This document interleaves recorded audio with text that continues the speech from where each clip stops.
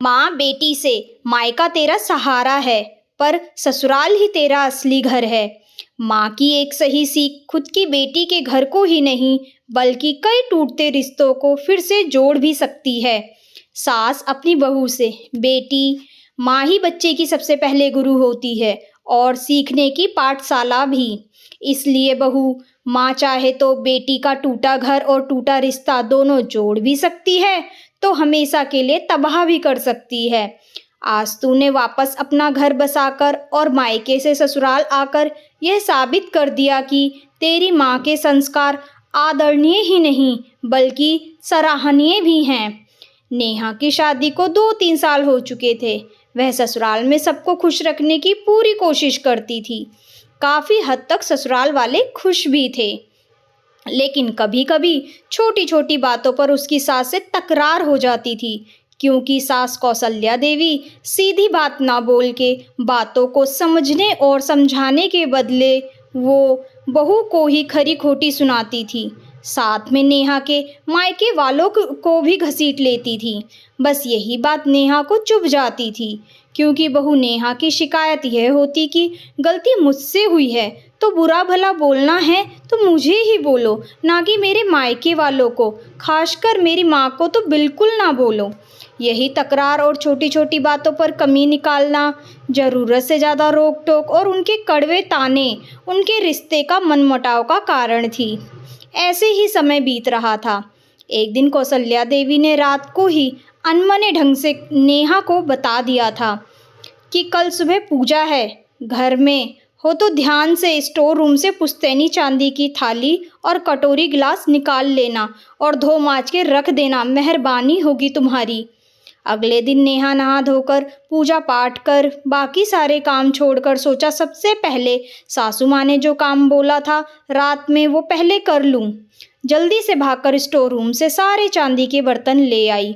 उसे धोने ही जा रही थी कि बाहर से 2 एक साथ आवाज़ें आईं, बहू मेरी चाय, चश्मा और न्यूज़पेपर दे जाओ। उधर पति की भी दूसरी आवाज़, नेहा मेरी इम्पोर्टेंट फाइल नहीं मिल रही है और मेरा टिफ़िन भी आज थोड़ा जल्दी रेडी करना। और अचानक सुबह जल्दी जल्दी एक साथ सारे काम करते समय नेहा के हाथ से पुरानी चांदी की थाली फिसलकर नीचे गिर गई। छन की आवाज़ हुई, थाली का किनारा मुड़ गया, थाली आधी पिचक गई। आवाज़ सुनते ही सास रसोई में दौड़ी हुई आई। जैसे ही उन्होंने थाली देखी उनका गुस्सा भड़क उठा। अरे बहू, तुम्हें जरा भी संभाल कर काम करना नहीं आता? यही सीखा है अपने मायके में? माँ ने कोई जिम्मेदारी सिखाई है या सिर्फ चीज़ों को तोड़ना फोड़ना ही सिखाया है तुम्हें? पता भी है कितनी कीमती थाली है ये थाली मेरी सास की निशानी थी, धरोहर है और पुश्तैनी भी। मैंने इसे सालों से संभाल कर रखी थी, खरोच तक नहीं आने दी थी। सास की तेज आवाज़ सुनकर नेहा घबरा गई और रुहासा सा चेहरा हो गया। नेहा का इतने में पति राहुल भी आ गया। उसने थाली देखी और थोड़े सख्त लफ्ज़े में बोला, नेहा तुम्हें थोड़ा ध्यान रखना चाहिए था। कौन से ख्यालों में मगन थी, जरा सा ध्यान नहीं दिया गया तुम्हें?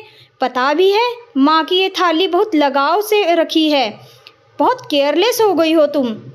यह सुनकर नेहा का दिल टूट गया। उसे लगा जैसे कोई भी उसकी गलती को समझने की कोशिश नहीं कर रहा, सब खरी खोटी सुना रहे हैं। वह भागकर चुपचाप कमरे में गई और रोने लगी। दुख और गुस्से में उसने बैग उठाया और मायके चली गई। माँ ने दरवाज़ा खोला तो बेटी की आंखों में आंसू देखकर सब समझ गई, कोई तो बात जरूर है। घर में घुसते ही नेहा ने माँ से रोते रोते बोली, माँ मैं अब उस घर में कभी नहीं जाऊंगी, कोई नहीं समझता मुझे। माँ मुझसे गलती हो गई है। एक पुरानी चांदी की थाली हाथ से फिसलकर टूट गई गलती से। सास बहुत गुस्सा हो गई और राहुल ने भी मेरी गलती की ही गलती निकाली। अब मैं वहाँ नहीं रहना चाहती। माँ ने प्यार से उसका सिर सहलाया और धीरे से बोली, बेटी गलती इंसान से ही होती है, लेकिन हर बार घर छोड़ देना ठीक नहीं होता। याद रख मायका हमेशा सहारा है, लेकिन ससुराल ही लड़की का असली घर होता है। अगर हर छोटी बात पर बेटी मायके बैठ जाए तो घर कैसे बसेगा? नेहा चुप हो गई। उसे माँ की बात सही लगने लगी। उधर ससुराल में राहुल को भी एहसास होने लगा कि वह नेहा से ज़्यादा ही सख्ती से बोल गया था। उसे याद आया कि नेहा हमेशा सब सबका कितना ख्याल रखती है।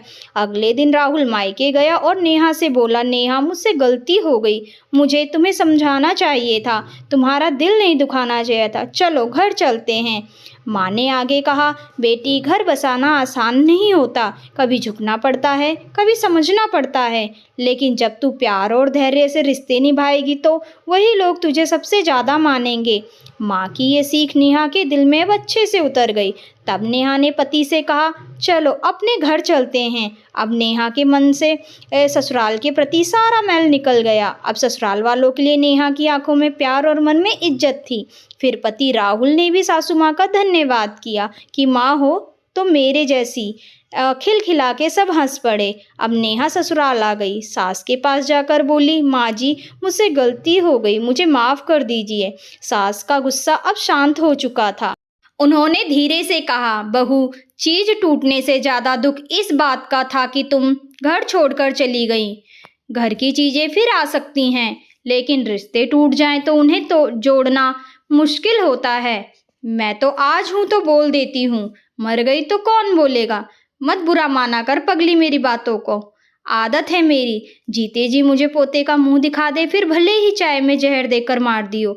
नेहा की आंखें भर आईं। बोली, नहीं माँ जी, ऐसा मत बोलिए, आपको तो अभी अपनी इस बहू बनी बेटी के लिए जीना है।